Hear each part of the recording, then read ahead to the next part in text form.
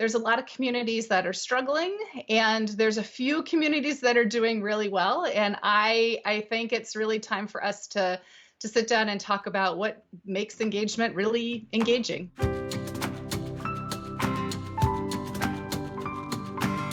I'm Celisa Steele. I'm Jeff Cobb, and this is the Leading Learning Podcast. Engagement is at the heart of most thriving learning businesses. In this episode, number 355, we talk about engagement with Amanda Kaiser.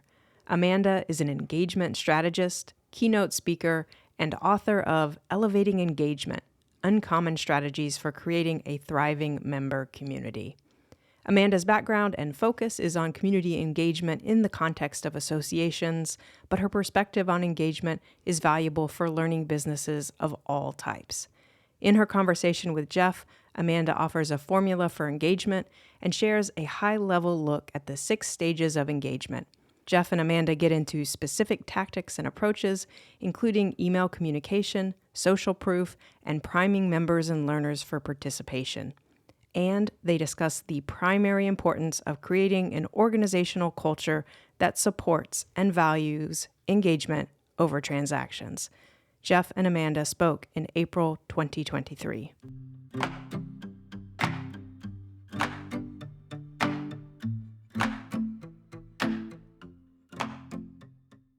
I know you work with organizations to help them in a number of different ways. Can you tell us a bit about the work that you do? Absolutely. So I'm a researcher at heart. I research, I experiment, I speak, I write about engagement. And my interest in engagement really started when I was working to help guide the Crayola brand. So I worked in marketing at Crayola, and that's what propelled me into this field. And if you think, Jeff, about your own experiences with that very iconic yellow box with the green chevrons, for most people, it brings up a lot of emotions. The thrill of opening a new box, the possibilities, the creativity, remembering your childhood. And so that's a really good example of brand engagement. And nowadays I study certainly brand engagement, but also attendee engagement, member engagement, volunteer engagement, just to name a few places where engagement becomes really important. Yeah, so that's what I'm working on these days. Well, it's interesting you bring up Crayola. I knew that was part of your background, but until you said that, I hadn't sort of made the connection between Crayola and engagement, because I just know from having had young children myself and just seeing young children, particularly when you see a child with a crayon in their hand or a box of crayons and that paper in front of them. I mean, you talk about somebody who's engaged. Boy, they just are so focused. So crayons and Crayola, I guess, all about engagement.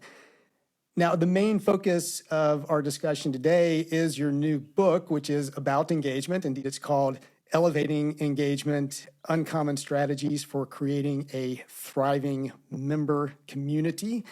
And I think maybe to sort of tee up the conversation, it might be useful to talk about at least a couple of terms. One is engagement. So what you mean when you use the word engagement, because it's one of those terms I think gets thrown around a lot these days. We need to engage people more, and for whatever it is. So how do you define that, and what really led to your sort of deep focus on it? Yeah, absolutely. So I'm so glad you asked that question, because you're right. People are throwing around terms. There's a million definitions for engagement. Okay, so in the way that I think about engagement, there are transactions, and then there's engagement. And I think most of our interactions with organizations are transactional. You give me value and I give you cash. And so let me give you an example. The closest dry cleaner to me is adequate. They're like just averagely adequate. They take my blazers, and a week later I have clean blazers. And I think that they do an okay business, but when I drop off and pick up, there's never anybody else there. But 5 years ago, I lived in a neighborhood that had the best dry cleaner. I mean, she was the best. She knew my name. I would hand her my blazers and she would ooh and ah over the fabric. And my son was younger at the time. She just loved my son. And the place was always just a bunch of activity. When I was dropping off and picking up, people were always dropping off and picking up. And when they'd leave, they'd have this huge smile on their faces. So my current dry cleaner, my relationship with them is purely transactional. But my old dry cleaner, that's engagement. I feel like that's engagement. So engagement is more than a transaction. We're starting to get into that realm of feelings, and those feelings are what bring us back for more. And so I think that there's a lot of businesses where transactions are okay. But I think, Jeff, the kinds of businesses that we work with and that we serve, you got to have engagement. It's got to be more than just a transaction. Yeah, I definitely want to talk about that. It's so great to use the example of a dry cleaner because you do sort of think of that for me as kind of the ultimate transactional sort of business. I mean, do I really care about engagement with my dry cleaner? And yet, when it happens, you notice it and it feels good. I have a tailor that I use. When I say tailor, I mean, all she's doing is like taking up the hem in my new pants or something like that. I'm not having suits made or anything. So I won't see her for 6 months or a year. And I walk through the door and she says, "Hey, Jeff." And I mean, just how on earth she's remembering me. And so, like you said, the engagement's there in what would otherwise be a fairly transactional sort of business. I will never go anywhere else to get my pants hemmed as a result of just that simple, because it made me, like you said, it's a feeling. It makes you feel so good. Now, I know for you, and you sort of referenced our work, we both work a great deal in the membership world, the association world. You're really focused on engagement in communities. So that was the second term I wanted to ask you about as we're sort of heading deeper into the conversation is community. How do you define community? And I feel like there's an issue with engagement and community, or maybe it's particularly with like membership organizations, traditional associations, that maybe there needs to be more engagement there than has traditionally been the case, or as you said, it needs to be elevated now. Talk to me about community and then this need for elevation. Yeah, so I like to use the word community fairly loosely. You're right. Associations are professionals or communities of their peers. With trade societies, the same kind of thing. There's a lot of community there. But I also study online communities. I also study every time you bring a group together for an event, even if it's just an hour-long event, you have an opportunity to make a community. There are communities kind of popping up and going away. And wherever you look, so this is not just an association thing, but I think wherever you look, there are communities that are doing it really well and community leaders that are engaging people really well and communities that are really floundering. So I've noticed, especially with online communities, there's been a lot of online communities that have popped up and then they've waned because there's not enough engagement, not enough interest. So why am I writing this book now? When I look at communities and organizations that have engagement, there's something almost magical about them. They're certainly thriving from every single business metric we can talk about, but there's something more. There's that energy. Let's say they have like an event or a conference. You feel the energy the moment you step through the door. If they have an online event, the same kind of thing, you feel the energy or you feel the warmth, you feel something. And in today's world of work, I feel like that's really important. It's really important that when we can get people to a place where they can bring their whole authentic selves, where they can collaborate with other people. So that's why the book now. I think there's a lot of communities that are struggling, and there's a few communities that are doing really well. And I think it's really time for us to sit down and talk about what makes engagement really engaging. And you make it clear very early in the book that experience is really at the core of this. And I was struck by that. I mean, I get it and I understand and value experience, but you often hear so much about it's about delivering value. We need to find the value. We need to articulate the value. We need to make sure the value is appreciated. Can you talk to me a little bit about experience versus value, kind of how they both play into really having an engaging community? So I arrived here after a lot of work, actually. So in the last 10 years, I have conducted more than 477 in-depth qualitative interviews with professionals from all different kinds of organizations. I've talked to university professors, I've talked to rocket scientists, I've talked to rock scientists and lawyers and CPAs and all sorts of people.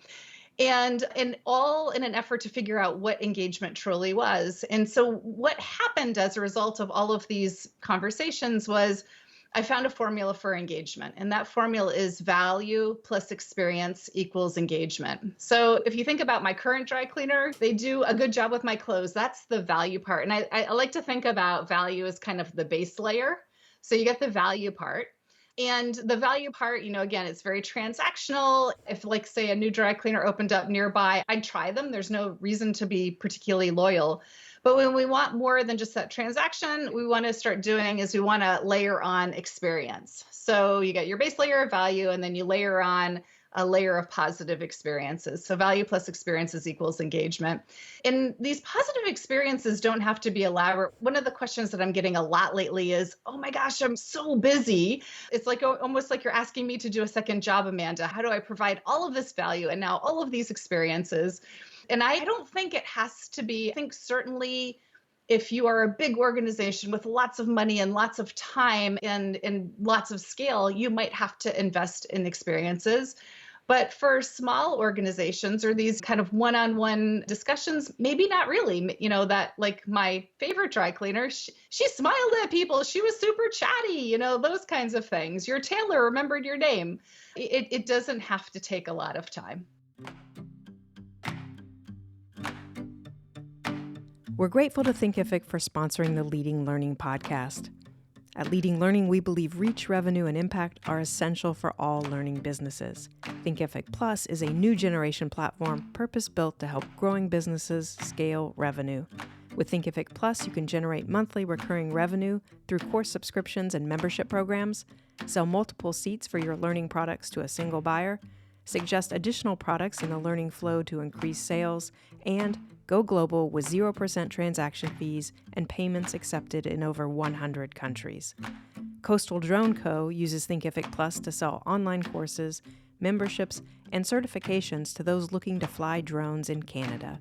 Since converting its training materials into online courses on Thinkific Plus, Coastal Drone Co. has scaled its business, earning more income, training more people, and positioning itself as a leading educator in the Canadian drone industry. Right now, as a Leading Learning listener, you can get a free month of Thinkific Plus by going to our special URL, thinkific.com/learning. Start your free month today at thinkific.com/learning. I think the great thing about the book is you articulate this, our experience plus value equals engagement, great formula for everybody to remember. If you remember one thing from the podcast today, that might be the main takeaway to have. But you also lay out very nicely the stages that an organization, a community sort of goes through in achieving engagement. I don't think they necessarily have to be sort of linear lockstep. You can talk about that a little bit, but these are the different perspectives, areas to look at when thinking about engagement. There's 6 of them, and I think we have enough time here today to talk about each of those at least a little bit. We may go deeper on some of them than others, but I'll name them, and then maybe we can kind of go through each one. So observe, assess, participate, contribute, collaborate, and lead. So why don't we just take them in that order? Observe. How do you describe or define that stage of engagement? So this is when you've got people who are newcomers to you. They're newcomers to, say, a conference, newcomers to your website, newcomers to your community. And so what happens is they're wondering if they should engage. And so what they do is they observe everything. They observe everything. Email, your website, signage, registration, how people are behaving with each other, online communities, everything, especially emails. Email is a big one. For a lot of us, our biggest channel to communicate with other people is through email. So they're observing everything. And yeah, so observe is the first stage. And you're right, Jeff. You had said people don't necessarily go lockstep through all of these 6 in order. Sometimes they skip over a stage or reverse the order, and that's totally okay. But it also helps to think through these 6 stages, because if people are going immediately from observe to lead, you might end up with some problems, and then you can kind of reverse engineer out of that. But the other thing that I did is I wrote the book so that if you have a particular question, you don't have to read 200 pages to get to your question. You can actually pick up and open that chapter and read it, and it'll make sense. All right. Yeah. Yeah. And it definitely resonated in this observe area. I mean, of course, once you decide you're going to join, you're going to be part of community. I mean, and even before you make that decision to join, you're going to be watching. You're going to be saying, is this for me? Are these my people? Is this going to be helpful to me, an experience that I'm going to enjoy? And a lot of times, organizations, people who are trying to facilitate a community, organize a community, can flub up at this point. And you referenced email. Can you talk about what might go wrong with email or what might go wrong at this stage, and how do you avoid that? Yeah, so you're absolutely right. So the other thing about every single stage is there's sort of go, no go decisions that people tend to make when they're trying to figure out whether they want to engage further. And I tried to highlight all of those. And email is such a critical one. So for most organizations, their biggest channel of communication is email. So here's what happens. Say in the example of a member joining. So a member joins, they hit join, and then they start getting emails. And they might get the ubiquitous welcome email, which tends to be listen list. And so it'll say, welcome, Jeff, to the oldest, largest association for your profession or industry. And so now you have access to 37 member benefits, and they will list all of the 37 member benefits. And by the way, we have about 22,000 articles on our website, but we've carefully curated a good 22 for you. So here are the 22 articles that you should probably read right now. And we also have a learning library that contains about 250 on-demand courses that you can grab. And by the way, here's a list of the top 10 most popular. So here's what happens is people look at that email and they say, oh my gosh, not only don't I have time to look at all of this, I don't even have time to figure out what I should be looking at. And so with that one email, we've just trained them that every time they interact with us, we're going to take a lot of time. And so that's one of those places where things can get a little dicey. And so welcome email should be super warm, super quick, and perhaps informative, but at least super warm and super quick, right? So that maybe they walk away with a teeny little tidbit and they're happy and they're ready to open the next email. I like that. Warm and quick for that, Yep. that initial email. Everybody should keep that in mind. So that's observe, and you obviously go quite a bit deeper than that in the book. But just for the sake of our conversation today, let's move on to assess. What's happening there? Yeah. So you've referenced this before. People are starting to ask themselves questions. Do people like me engage in an organization or event or a community like this? Do people like me do stuff like this? Did I make the right decision in joining? So they take everything that they've observed from your emails to your signage to the registration process to what they're seeing in the online community digests, and they start to make these judgments. And if the answer is yes, people like me do engage in communities like this, then maybe they'll move on. So what helps them to decide that people like me engage in a community like this? Well, just one of the tips from the book is social proof. And so here's kind of an unconventional way, perhaps, to do some social proof. So there are a lot of organizations that are doing virtual onboarding events. So maybe every week, maybe every month, maybe every quarter, they're inviting all of their new attendees, their new members onto a virtual onboarding or a virtual orientation event. And one of the things you can do is you can have relatively new members. So maybe members who have been in your association for like a year, ask them to be the chat ambassadors. And so they might be young professionals, and you have all of these new members coming in, and another relatively new member is the chat ambassador. And it helps for people to see somebody a lot like them who's already a member. So wherever you can, try to leverage social proof. It really helps people know that there's people like them in the community like this. I love that. Chat ambassador, nice phrase there, and shows that, it's not all just about standing a video camera up in front of somebody and getting them to say something nice. In fact, I think something like a chat ambassador would probably be a lot more effective than that in most situations. So that's, we've done observe and assess. Next one is participate, which to me is starting to sound pretty positive. It sounds like something good is starting to happen here in terms of your overall topic of engagement, somebody engaging. So we might want to go a little deeper on this one. What's happening in this participate stage? Yeah, so they've decided sort of tentatively, this organization is for people like me. And this is where they start dipping their toe into the water, and they interact just a bit because they want to see how they're going to be received. So maybe what they do is they contribute to the chat in a webinar, or maybe they respond to a post in your online community, or maybe they comment in a social media post. And so again, they kind of just sort of dip their toe in the water just to see how they're received.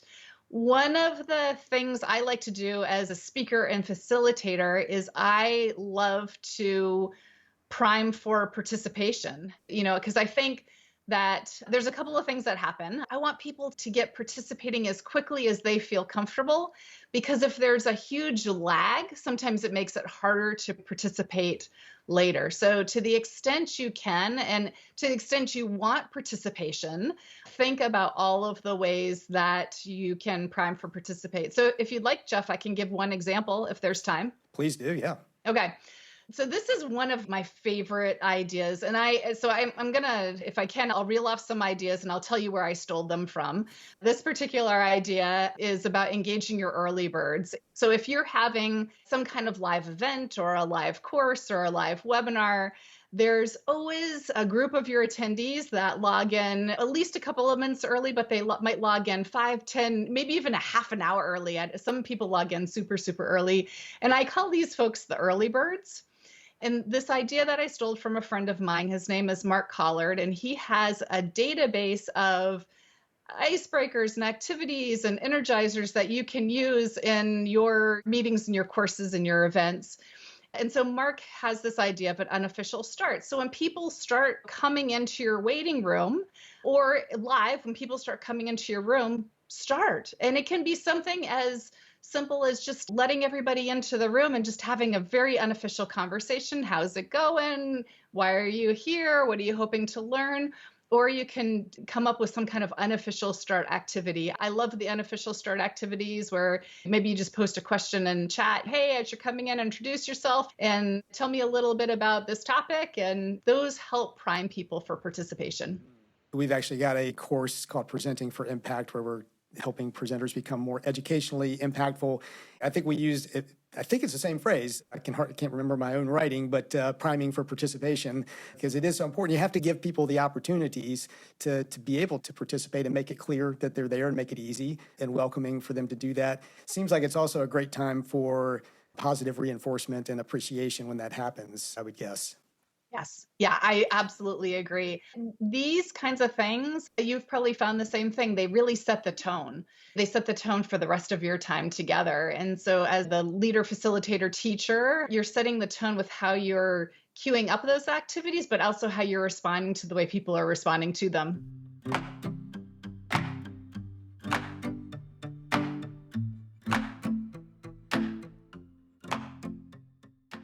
We've got observe, assess, and now participation. Now we're moving to contribute. So what's going on here? Yes. So we've moved from participate, dipping your toe into the water, into contribute. It's a little bit more meaningful. So here we're talking about people who are going to speak for you, maybe concurrent sessions. They're writing articles, or maybe they're being interviewed.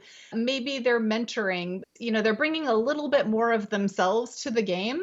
And generally speaking, when we get to contribution, it's the things that take a little bit more time. Participating, I can just do that on the fly fairly quickly. But if I'm contributing, it might take me a half an hour or 15 minutes. It might take me 100 hours to build a concurrent session. So these are things that take time. And what people need to know here is that their contribution is valued. And they might also need to know how to contribute. So in terms of like the go, no-go decision that happens here, is I find that professionals talk about two different problems. One problem is it feels like people are trying to force me to contribute before I'm ready, or I don't have time right now. So that, we try to push people to do things they don't want to do.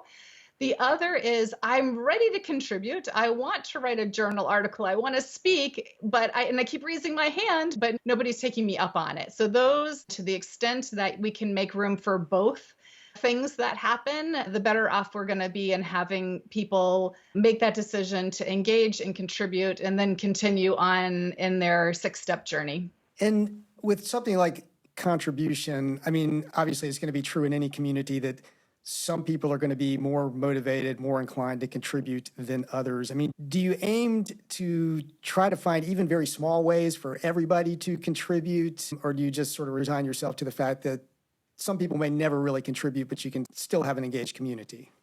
I think you can still have an engaged community. There's this term in the association world of mailbox members. They join in, they kind of read, they sort of participate when they can, and they don't do much more. And some of those people are members for 20 years, and that's okay. And if you push them to do more, they might resist, and that might be a deal breaker for them. So yeah, I think that some people, there's going to be a subsegment that is ready to just keep moving up that ladder. And what we don't want to do is we don't want to accidentally throw barriers up in front of them to prevent them from doing that. But I think the opposite is also true. I've been playing a lot with the whole idea of gratitude and thank yous. So you have somebody that spent 100 hours on a concurrent session, and often there's no thank you from the organization for doing that. There might be a few thank yous from people who sat through that session, but probably not from the staff, or maybe not from the board or something like that. Well, 100 hours is a lot of hours, right? And so one of the nice things about public thank yous, even if you say we have 100 speakers, and along with our board members and our committee and our sponsors and our exhibitors, we also thank the speakers that help do this. When people hear the public thank yous, then they'll be more likely to say, oh, hey, being a speaker is a good thing. They're recognizing them, and maybe that's something I'll try out. Yeah, definitely. And I feel like I've personally been in that situation where you put in that kind of contribution and don't necessarily get much thanks for it. So I think it is so important to make sure you're recognizing those contributors, particularly the ones who are contributing at that level. So now the next stage is one I'm particularly interested in, and this is collaborate. And mostly because Leading Learning is a site that's all about learning. It's an initiative that's all about learning. Our business at Tagoras is all about learning.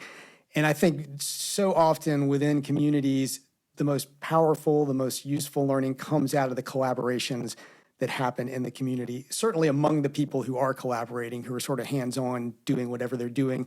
But that also tends to ripple out into the community. It's where new ideas and innovations and just new ways of doing things come from, because I think we tend to think learning has to happen in courses and classes and seminars and that sort of thing. But so much happens in these kind of collaborative type situations that we find ourselves in. So how do you think about this collaborate stage and the role of collaboration in engagement and in community? Well, we are super like-minded, I think, when it comes to collaborate. So I'll tell you how I got there. I was doing these interviews, and what I found was there was this certain subsegment of very engaged members that I would talk to that I started calling the innovators. And what's really happening is people get to a certain stage in their career where they start having these very big, very thorny, very seemingly unsolvable problems, or at least problems that they can't solve themselves or solve within their organization. And so there are some people who get to that stage and they say, problem can't be solved. And then there are what I call my innovators that think, well, I don't know if the problem can be solved, but it can't be solved by me, but I think it could be solved by a bunch of us working together. I'd like to find that bunch of us, and I don't know if I can solve this problem, but I'd like to be part of the solution. And that's the collaborate stage. So again, another go, no-go decision. So when people are part of, say, an association or a community, and they're raising their hand saying, hey, I want to collaborate, I want to get together with like-minded people to solve this problem, a lot of times they'll step out of the association and form a community and do it on their own. And that's a shame, because I think that it would be great if it happened within the walls of the association, because the experiments they have, the conversations they have, the conclusions they come to, that could be captured and then sent back out to the entire community. Right. And I think there's really a lot of power there. And I think you referenced this idea that collaboration doesn't just have to be for the collaborators. If there is a way for you to capture that work and then send it back out. So Ariana Riak and I, she's the CEO of Matchbox Virtual Media, we got together during the deep, dark depths of COVID to put on the virtual networking incubator. So we had 150 people that played with all kinds of activities and platforms and technology with us. And then at the end, I wrote a research report on everything that we learned together. So that's just an example of how, we use that really great, really deep group learning, and then we extended the learning much further than the 150 of us that were doing those experiments. And is that report available online somewhere? It is, yes. Okay. We'll make sure we get a link to that and a link to it in the show notes. We love Ariana. She's been on the podcast twice now, so I'm sure that was a fantastic collaboration. I remember hearing about it, but I haven't actually seen the report, so would like to. We're now at our final stage out of the 6 stages, lead. So what happens here? Yeah, so you might be more familiar with the terminology of volunteer. So volunteers, they're people who might organize an event, they might create new resources, they might help manage the community or all of the governance. They're on a committee, they're leading a committee, they're on your board, leading a board. That's the whole lead stage. And it seems to me like that's an ownership stage too. Like you're seeing the community members actually step up and take ownership of the community, not just the organizers. And I think if you are somebody organizing a community, that has to be the most gratifying thing in the world to see that starts to happen.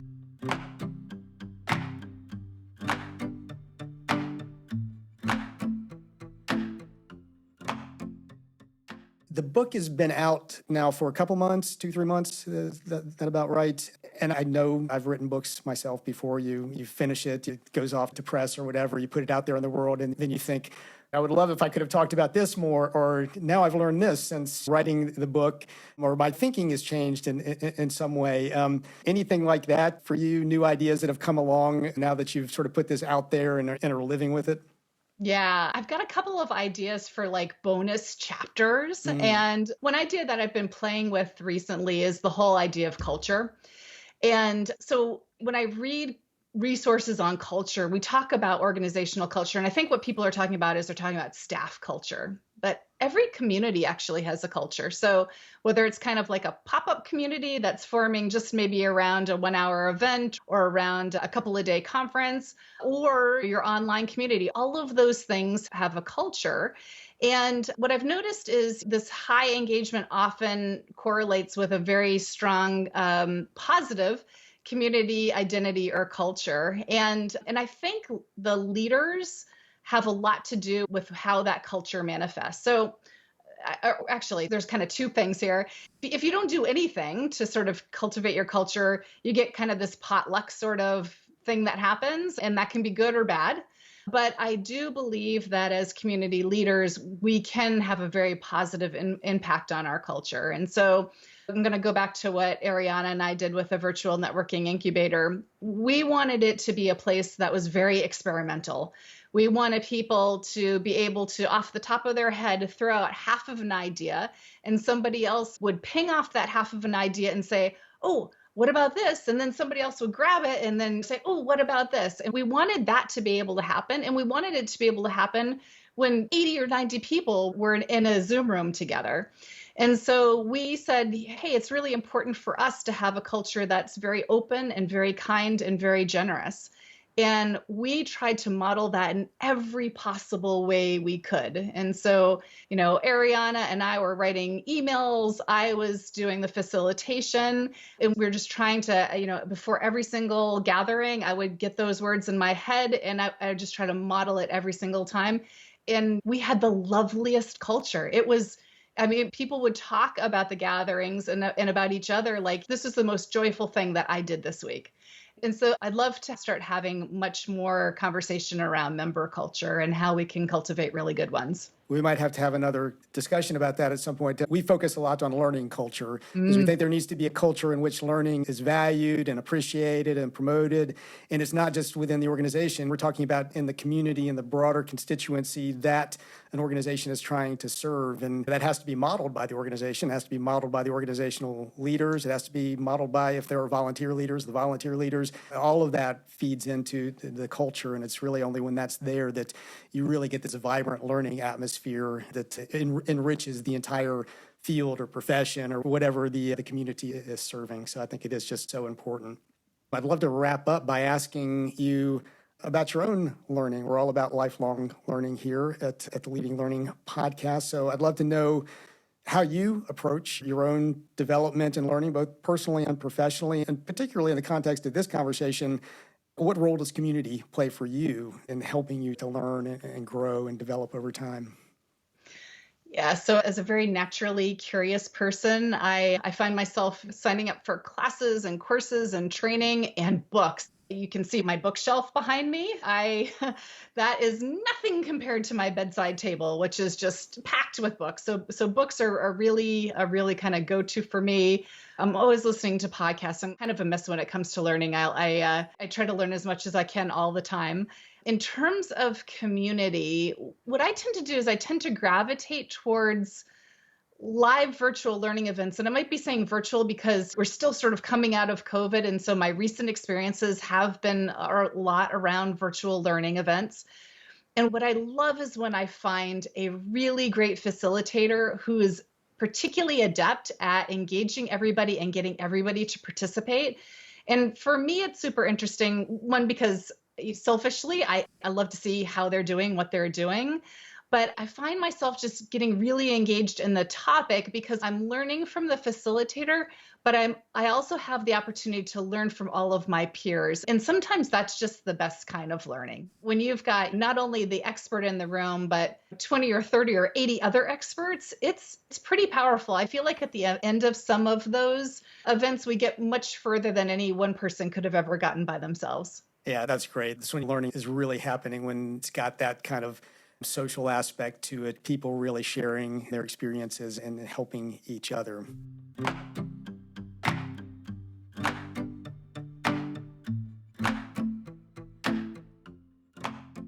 Amanda Kaiser is a keynote speaker and author of Elevating Engagement. In the show notes for this episode at leadinglearning.com/episode 355, you'll find a link to her website where you can learn more about her work and the book. And I want to say that I personally enjoyed reading Elevating Engagement. It's an insightful, valuable, and fun read. Amanda's sense of humor comes across throughout the book, which makes use of a fictional hero readers see evolve through those 6 stages of engagement. So I recommend that you, dear listener, check out her book. Jeff and I would be grateful if you would rate the Leading Learning podcast on Apple Podcasts or wherever you listen, especially if you find the show valuable, because those ratings help us show up when people search for content on leading a learning business. And please spread the word about Leading Learning, whether in one-on-one conversations with colleagues or through personal notes or maybe on social media. In the show notes at leadinglearning.com/episode 355, you'll find links to connect with us on Twitter, LinkedIn, and Facebook. Thanks for listening, and see you next time on the Leading Learning podcast.